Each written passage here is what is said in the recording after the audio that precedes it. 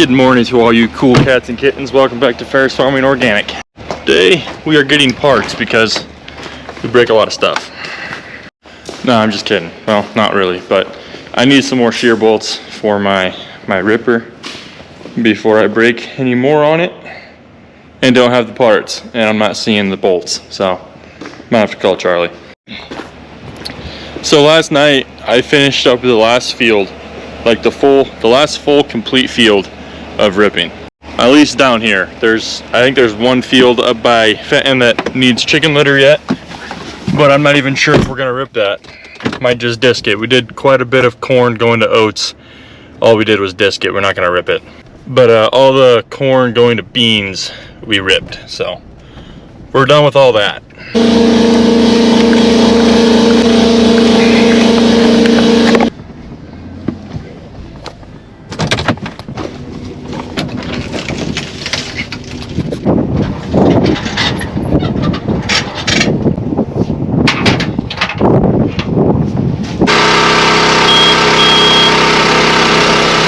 Well, this is the last field that I did yesterday. This is the field of the 1.5 mile long rows, so it took a long time to do, but this is the last field that I'm probably going to end up doing the entire field of. What I'm going to do now is go around all the bean fields that we chisel plowed, and do 4 passes on the end rows, do the end rows, and then do 1 pass around the edge of the field, just break up the compaction on the edges of the field and the end rows.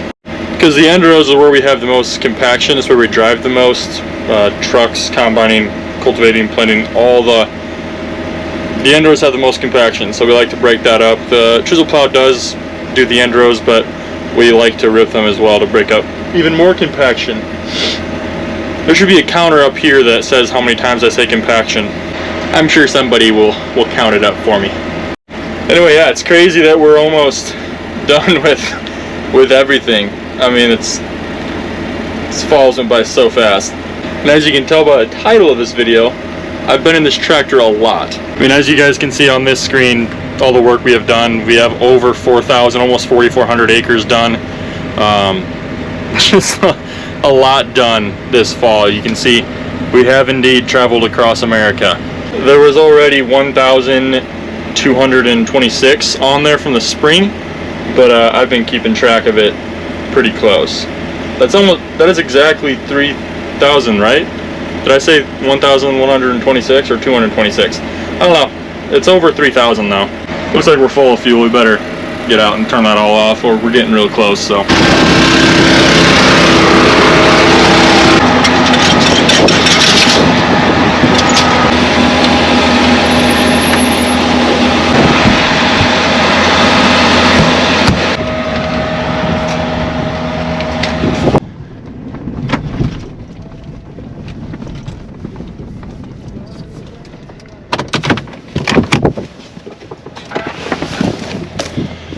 Moved my pickup a little further away from the ripper because I don't want to go through that again. Anyway, ripper looks good. Let's go use it.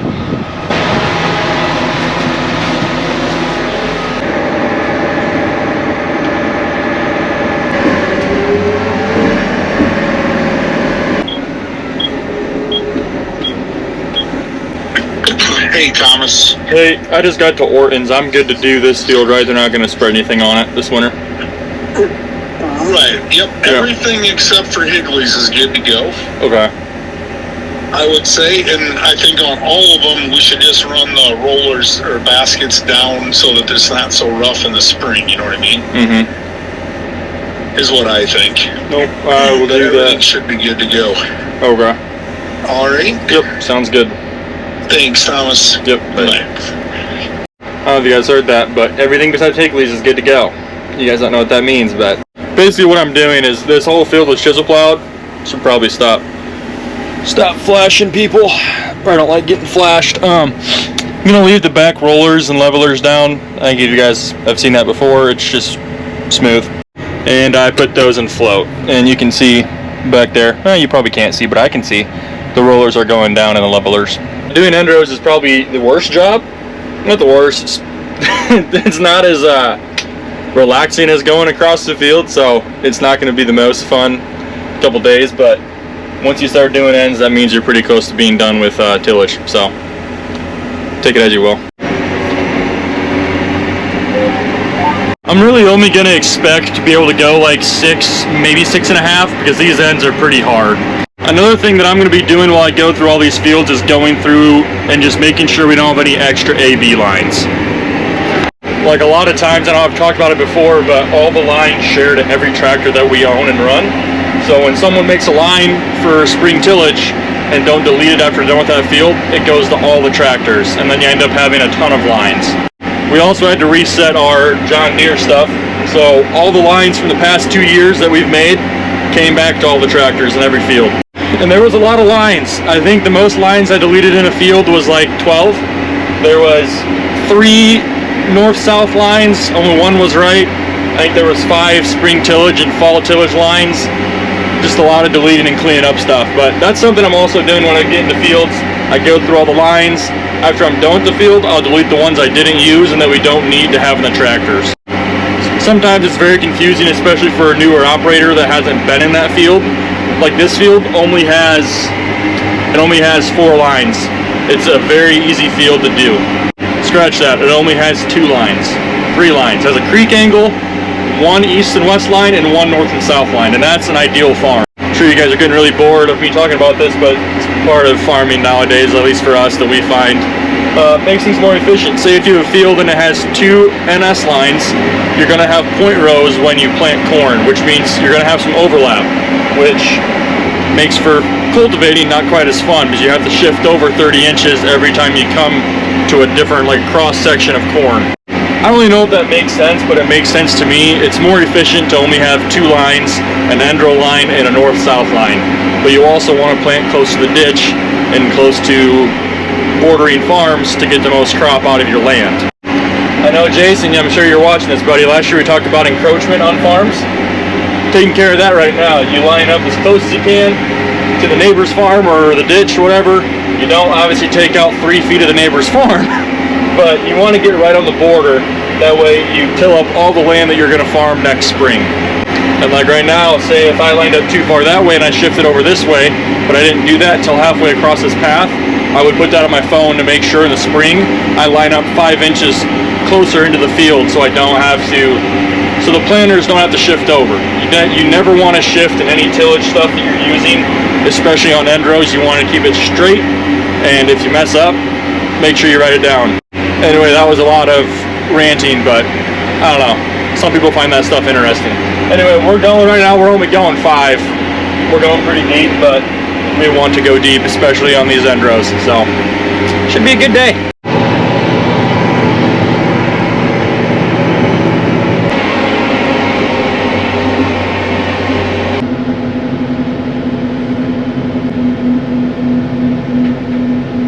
Alright, first field done.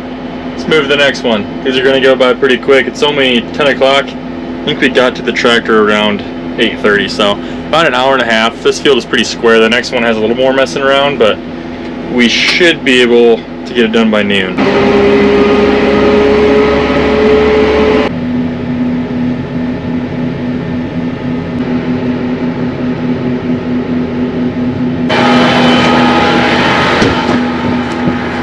Yeah, that's kind of what I thought. Hit a pretty decently sized rock on that last pass. You can see that guy's not feeling so good. If you can, yeah, we'll switch that shear bolt out quick.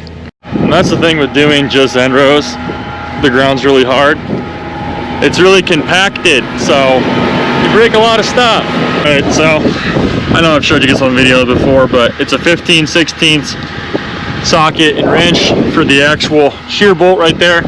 And then it's, I think it's 1 1/8 inch, and I use a vice grip to loosen those bolts right there. I'm gonna do that quick. And I don't have a stand on my camera anymore, so I'm gonna just set you guys down and pick you up when I'm done. Yeah, Charlie. Yep, where are you at with the ripper? I just finished up the big side of section 8. Okay. So, are you gonna be going by the shop? I mean, I can. I was if you're gonna. going to North Soper, you're gonna have to. Yep. I don't know if that was already done, but if it's not, I will. I'm gonna do the small side of section 8 and then do North Brennan. and I can go up there to North Soper and stop by the shop. Yep, I'll set a box of shear bolts out. Probably Okay. by the fuel pump. And you'll probably need fuel or not. I mean, I filled up this morning, but yeah, I'll probably top off if I'm going by and stopping there. Yep, I'll just put the box right there by the fuel pump outside. Actually, I'll probably put it right inside the door and keep the rain. Yep, sounds good. Is there fuel there? Last night there was, I guess. Okay. No, sounds good. I don't know how much there is there. But if you don't grab them, I can drop them off at you here in a little bit. Yep, sounds good. Yeah, I'll see. Yep. Alright. Yep. Okay. So, I don't know if you guys could really hear that conversation, but we're getting more shear bolts, which is good because I just used the last one. There might be one more, but things are looking a little bleak. Anywho, we're going to make the super long trek to the next field. It's a pretty far drive. Hopefully should be there by noon. I mean, it's 11:52 right now, so we might have to drive pretty fast, but yeah, you know what? We're just pulling into the next field, so we made it before noon. You gotta really hate those long drives, man. Really take a toll on you. Didn't even have to turn my flashers on. Didn't get a flash, anybody. Anyway, while we get to this field, we're gonna make our lunch in the pot.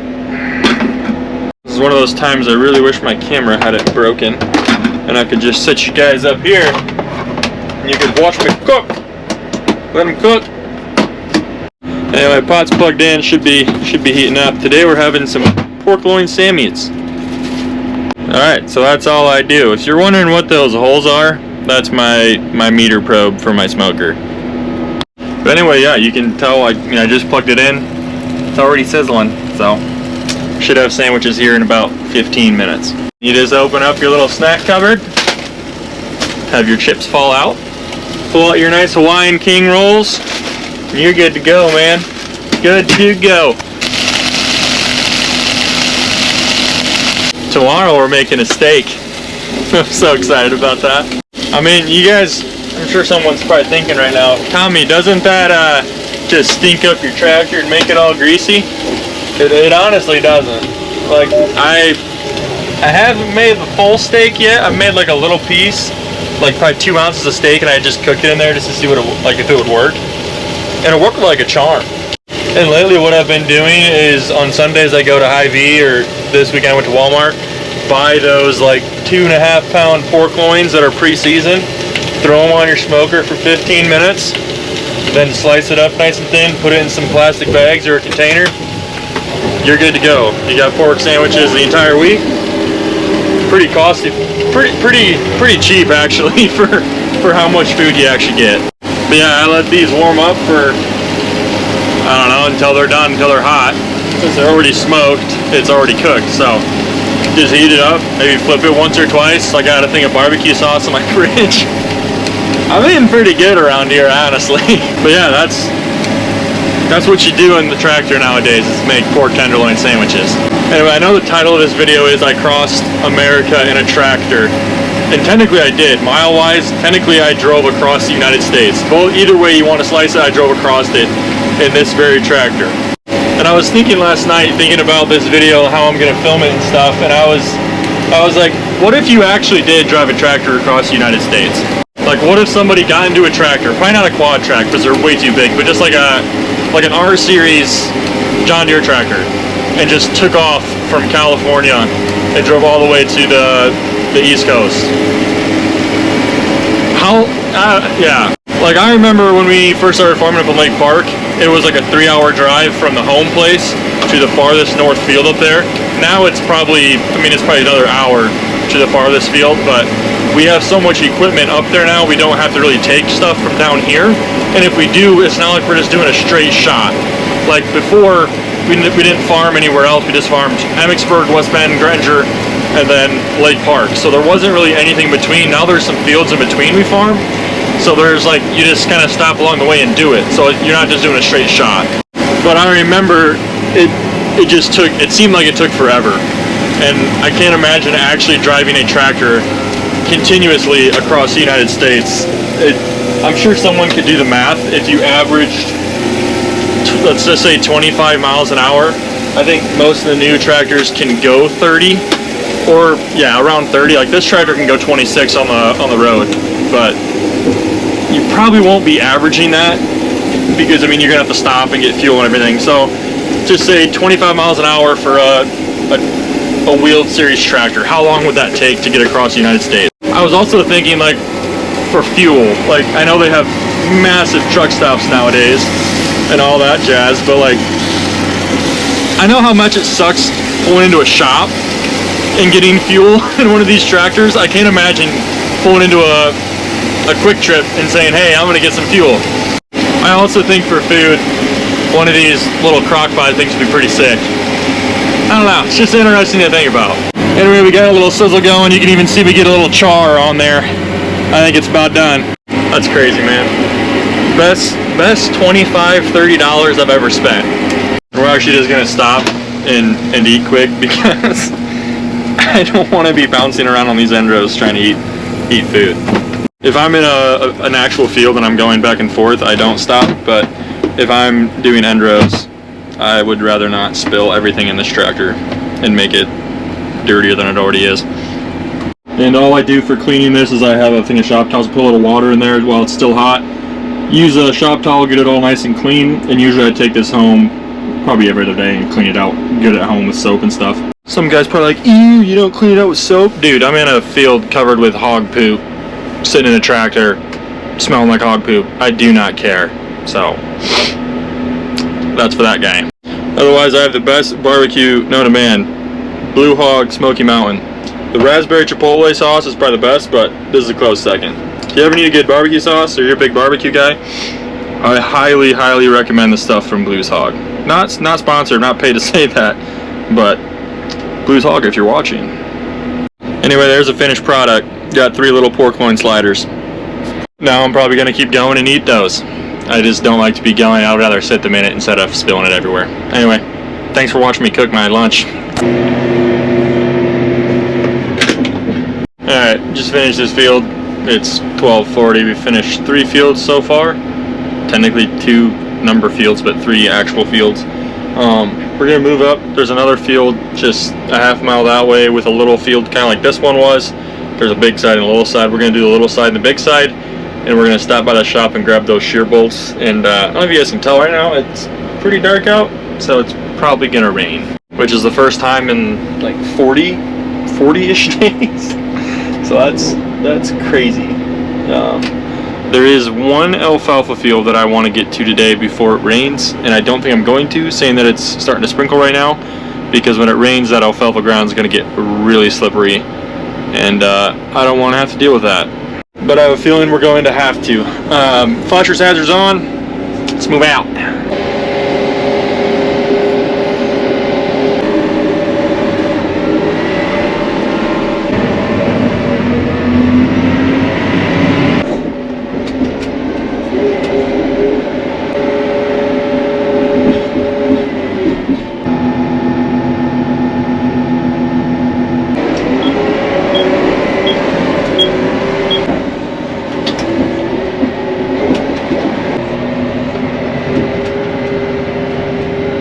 Well guys, it's definitely raining a lot more than it was when we first got to that small field. It's not like raining, I would say it's a pretty steady drizzle though. I would say this will work just fine until it starts clumping up. As soon as it starts sticking to the tracks, I'm probably going to quit, because those back baskets will just get clumped full of mud, and I would rather not unplug those. It just does not sound fun. So hopefully we can finish this big side. Like I said, it'll take about an hour and a half. Should hold off till then. I guess if you're watching this video, we'll find out together. So how cool is that? One thing I know I talked about earlier was deleting lines. Like you can see this one's spring. I can delete this one, and it'll delete it from every single tractor that has the guidance or whatever. These tracks share to every single tractor through the internet or through whatever, but you don't need to like manually send them, which is pretty nice. But I'm just deleting all the spring tillage ones. That way when the planters come or whatever come back, they won't have to sift through 20,000 lines when they can only shift through like 10. I think I mentioned it earlier, we had to reset the app. So that is why there's so many extra lines. There was before, and then there was even more. So we should be good to go now, though. Let's get it going. You guys can probably tell this is a cornfield, not a bean field. This field was just disked, and it will only be disked. It's going to oats next year, so we don't need to make it as black. We want to keep some of that residue from the corn. For nutrients for next year, we'll bury it when we plant, actually using our air seeders and field cultivators. We'll work it more in. But yeah, this does not need to be as black or as worked up as bean ground, corn going to beans. So corn going to beans, we disc it and then rip it. We want it a little more black, so when we come back, I know I've mentioned it in videos before, we want to cover up the residue a little more of the corn stubble, all that, so when we come back with rotary hose and tine weeders, we're not just plugging up every 5 feet. Obviously with oats, we don't do any tine weeding in them, so it does not matter. So that is why we are not going to be ripping any of the fields, or most of the fields, I don't know, we might have ripped 1 or 2, of corn going to oats. That's why. We don't need to. Yeah, it's definitely coming down. Sam just said over the two-way that he is having some issues with mud sticking to the tracks and tires. So I think he's gonna quit here soon. We're still working fine. Like I said earlier, if the baskets aren't clogging up and we don't have a ton of mud being thrown everywhere, I'm probably gonna keep going, but I would assume after this field, I'm probably gonna call it a day. Feels kind of weird having to quit because of rain. Haven't had that since the summer, where we didn't even quit because of the rain, because we couldn't even start because of the rain. So a little bit different right now. Feels weird actually quitting because it's raining, just having it so long. Even just like the sky, like I haven't seen this color in the sky in a long time. I know I'm talking like I live in the desert, but I don't know, it's just weird. Anyway, comment if it's raining where you guys live, I guess. Also, I'm sure by now most of the guys that are watching this are probably done with their harvest, but you can comment how your harvest went, if you're done, when you got done, all that good stuff.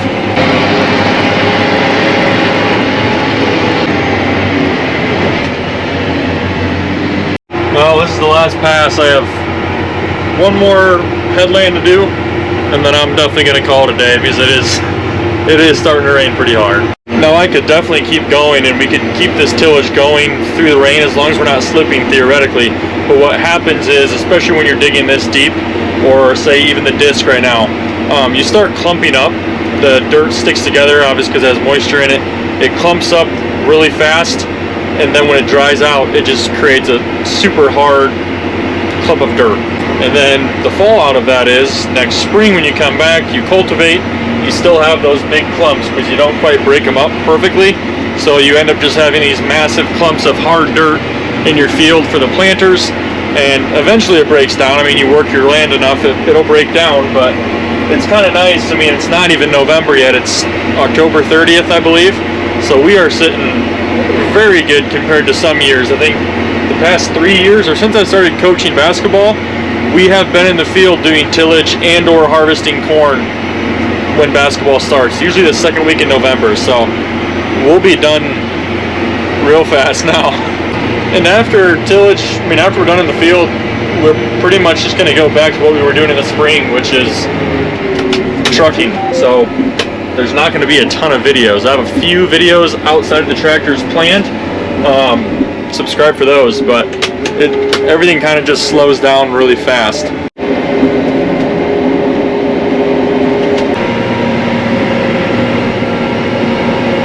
So yeah, we're gonna finish this last couple passes here on this field and then take this to the shop, which is just a mile away. Yeah, honestly got a lot more done today than I thought I was going to. Saying that I've only been in this tractor for six-ish hours. Gotten quite a bit done. And I'm not sure how much we have left really for end rows. I have an idea. It's probably about a day and a half's worth of daylight of doing end rows. So we could be done this weekend, but we also have that field up north that we have to get chicken litter on before we can actually rip it. So we might be done on Saturday with end rows and really everything besides one field we'll have to go back and do, but it feels good, man. Because what's not going to feel good is cleaning all the equipment up to put in the shed. That's never fun. not fun at all. And this year I'm probably going to have to partake in that because I'm not going to have the excuse of, well, I'm going to go rip or plow, or I'm going to go to basketball, because I think there's going to be a week between we're done doing this stuff and the next thing. You know what? We're actually going to take gravel. It's probably about a half a mile closer or a little more taking pavement, but I don't want to be the dude that puts mud all over the road, so we'll take the scenic route. Yeah, was definitely a good idea to take gravel. Flew a lot of mud. I mean, it's not good to throw dirt on the gravel either, but pick your poison at that point, I guess. If you go slow for the first, half mile, it doesn't throw a big clumps out at least, but shoot.